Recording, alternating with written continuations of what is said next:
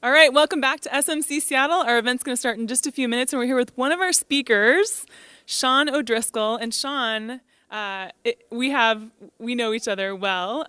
Sean, I actually work for AnsiView, and Sean is the founder of AnsiView and speaking at tonight's event. So it's an honor to interview you, Sean. Wow, and you don't even have to say that. You could say anything you wanted, and I wouldn't hold you accountable for it. So it's a great pleasure to be here. There are a lot of great social media minds in Seattle, and I travel so much for work and with our clients that I don't often get enough time to spend time kind of socializing and connecting with some of the great people here in the city. So it's a pleasure to be here. And I actually have to say, I know you get asked to speak a lot, so it's great that you could make some time for tonight's event. And you have two employees here on the board, so you have a fan base internally. But let's talk a little bit about, so tonight we're really going to focus on the state of social in 2011. And tell us a little bit about what, right off the top of your head, like, what are you thinking for 2011? Is it going to be that much different than 2010? Yeah, I guess fast forwarding ahead a little bit, I'm going to be talking a lot about, I guess we discussed earlier, ugly babies and half-naked guys. I mean, I think that's what the core of the conversation is going to be about today.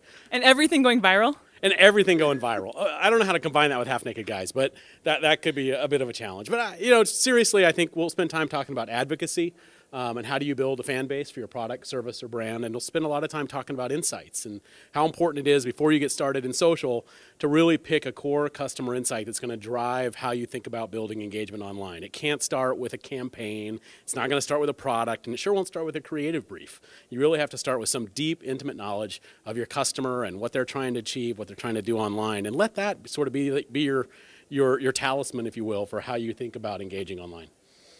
Now, things seem like they're changing so fast. If you had to sort of put it in perspective of sort of where we are in the journey as far as social engagement and companies really opening up with the public, would you say we're like in the third inning, or what's your thought on that? Yeah, it's a great question.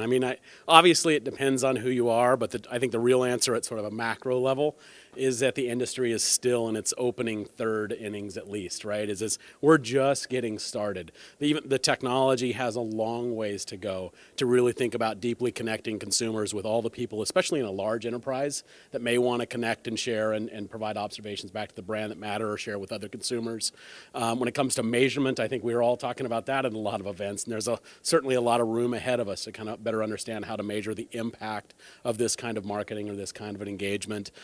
And frankly, there's a lot of culture change, and I think culture change is probably at the center of, I think, the biggest barrier to change. If you're a large organization and you've been in business for 10 years, 20 years, 30 years, 100 years, there's a lot of inertia that has been built up around how you've historically connected with customers, and I think that's the thing we really have to attack and continue to drive change around. So it'll take a long time. Would you say that's one of the biggest challenges when you're coming in and helping a company, is that sort of thinking differently than we've thought before, or doing things different from the way that we've always done them? Yeah, absolutely. And almost in every environment today, we do run into the mavericks who are kind of out there on the leading edge, and they've fallen in love with the tools, they've fallen in love with the opportunity to connect. And in some cases, they've been embraced by that brand and empowered and engaged to lead some amount of change.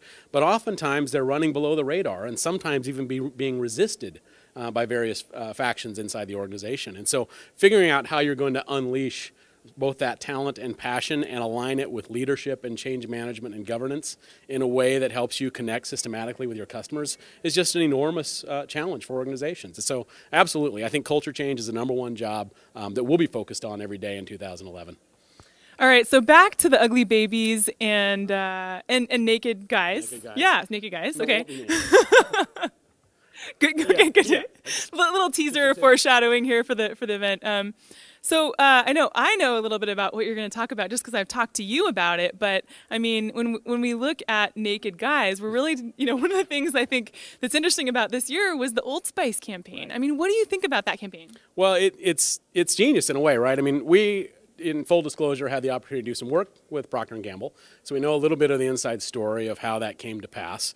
And I guess I'd be the first person to say that if you thought that campaign and that success started with a funny viral video, or that it started with a great campaign pitch around how to do something clever, you're wrong, right? In essence, it started with a key customer insight that over 50% of body wash purchased is purchased by women.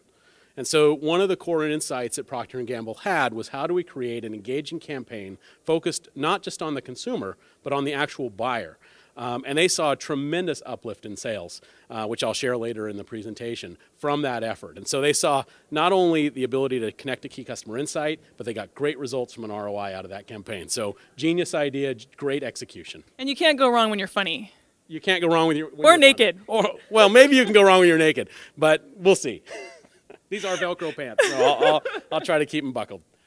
All right, Sean, thank you so much for joining us. Now, how can people find you online? You're on Twitter. I'm on Twitter at SeanOD MVP, SeanOD MVP, and you can find Ansci View, hopefully with one of your favorite search tools. Since I'm at Microsoft today, I'll say Bing.